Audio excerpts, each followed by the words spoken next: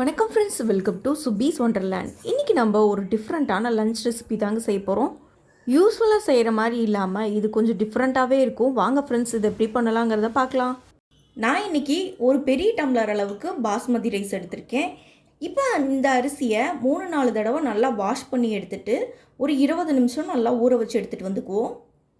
இப்போ ஒரு மிக்சி ஜாரில் ஒரு சின்ன சைஸ் தேங்காயில் ஒரு மூடி அளவுக்கு தேங்காவை சின்ன சின்னதாக கட் பண்ணி இதில் சேர்த்துருக்கேன். இதில் 2 பச்சை மிளகாய் சேர்த்துக்கிறேன், ஒரு துண்டு இஞ்சி சேர்த்துக்கிறேன், 2 ஏலக்காய் சேர்த்துக்கிறேன், ஒரு பட்டை சேர்த்துக்கிறேன், 5-6 பல் பூண்டு சேர்த்துக்கிறேன், ஒரு டீஸ்பூன் அளவுக்கு சோம்பு சேர்த்துக்கிறேன். சின்ன நெல்லிக்காய் சைஸ் புளியை ஒரு 20 நிமிஷத்துக்கு முன்னாடி ஊற வச்சுருந்தேன். அதை தண்ணியோடு இதில் சேர்த்துக்கிறேன். ஊற வச்ச தண்ணி மட்டும்தான் சேர்க்குறேன், வேறு எந்த தண்ணியும் சேர்க்கல.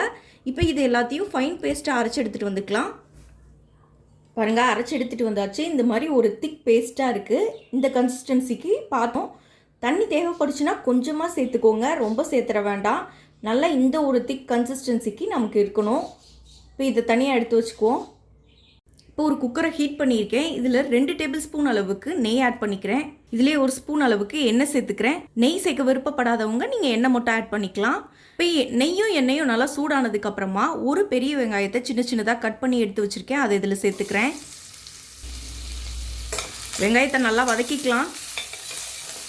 வெங்காயம் நல்லா வதங்கினோடனே பச்சை வேர்க்கடலை 1 கப் அளவுக்கு எடுத்து வச்சுருக்கேன். இதை சேர்த்துக்கலாம். இதையும் சேர்த்து நல்லா வதக்கிக்குவோம்.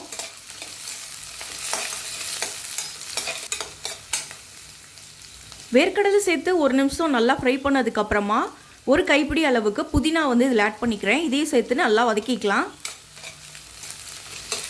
இப்போ இந்த ரைஸ்க்கு தேவையான அளவு மசாலாலாம் ஆட் பண்ணிக்குவோம். ஒரு பிஞ்ச் அளவுக்கு மஞ்சத்தூள் சேர்த்துக்கிறேன்.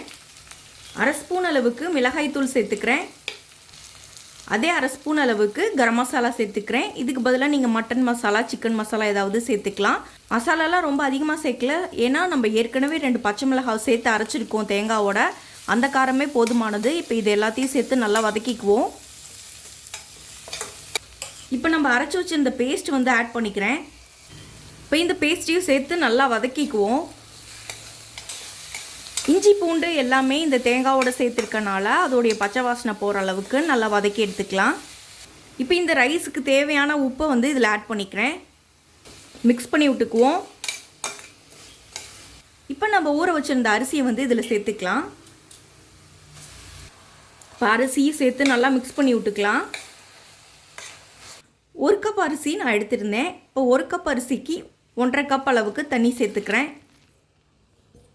இப்போ இது எல்லாத்தையும் நல்லா கலந்து விட்டுக்குவோம். இப்போயே உப்பு காரம்லாம் செக் பண்ணிக்கோங்க, தேவைப்பட்டால் கொஞ்சம் ஆட் பண்ணிக்கலாம்.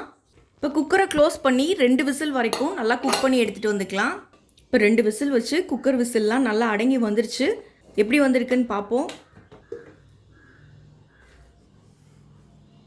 பாருங்கள், சூப்பராக ரைஸ் அருமையாக ரெடி ஆயிடுச்சு. இப்போ இதை நல்லா கலந்து விட்டுக்கலாம். ஃபைனலாக கொஞ்சம் கொத்தமல்லி இலைகளை கட் பண்ணி சேர்த்துக்கிறேன்.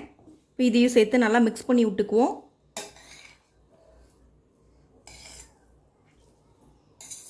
அவ்வளோதாங்க, நமக்கு சுவையான லஞ்ச் ரெசிபி சூப்பராக ரெடி ஆயிடுச்சு. இதே மாதிரி நீங்களும் ட்ரை பண்ணி பார்த்துட்டு உங்கள் கருத்துக்களை மறக்காமல் கமெண்ட் பாக்ஸில் தெரிவிங்க ஃப்ரெண்ட்ஸ். மீட்டும் இன்னொரு நல்ல ரெசிபியோடு உங்களை மீட் பண்ணுறேன். அதுவரை உங்களிடமிருந்து விடைபெறுவது சுபீஸ் ஒண்டர்லேண்ட். தேங்க்யூ.